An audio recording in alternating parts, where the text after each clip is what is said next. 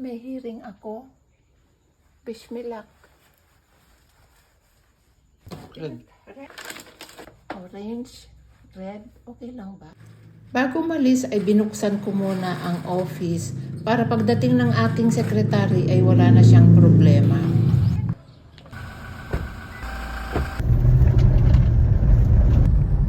"8:30 ang hearing, kaya umalis kami dito sa aming bayan ng before 7 o'clock. Kaya nakarating kami doon sa pupuntahan namin na korte before 8 o'clock. Nag-standby muna kami ng 30 minutes, more than 30 minutes, doon sa office ng kaibigan ng aking client. At saka kami pumunta doon sa korte. Mag-park tayo. Nalipatan kami ng video. Ito tayo, drive ka. Ito yung bahay pamahalaan ng Cabarugis. Oh, ito na yung kadate ko. Ang aking client.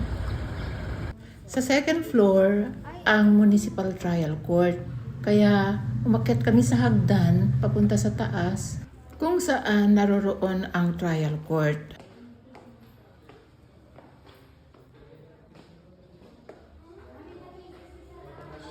Bubungad sa akin ang mga empleyado at binati nila ako ng good morning dahil dati na nila akong kakilala noong bago pa akong abogado. Ang mga ibang empleyado pala doon ay mga followers ko sa FB. Oh my God!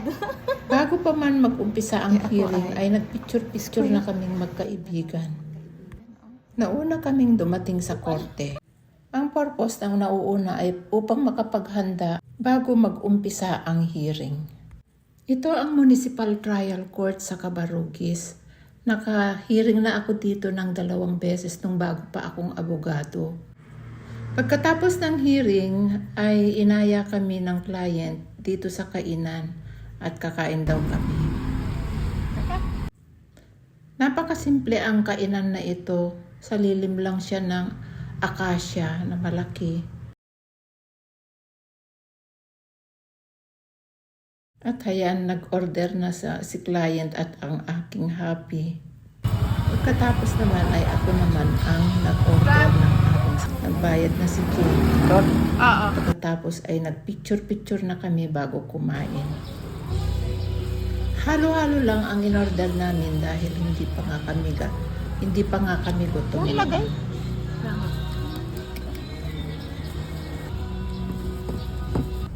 Alas 12 na nung nakauwi kami sa bahay. Tiningnan ko ang aking karatula at saka ako pumasok sa aking opisina. Nadatnan ko doon ang aking sekretary at siya naman ang pinagpicture ko. Nagpapasalamat ako sa Diyos dahil binigyan niya ako ng wisdom para maitawid ko ng maayos ang aking kliyente. Please follow and share po.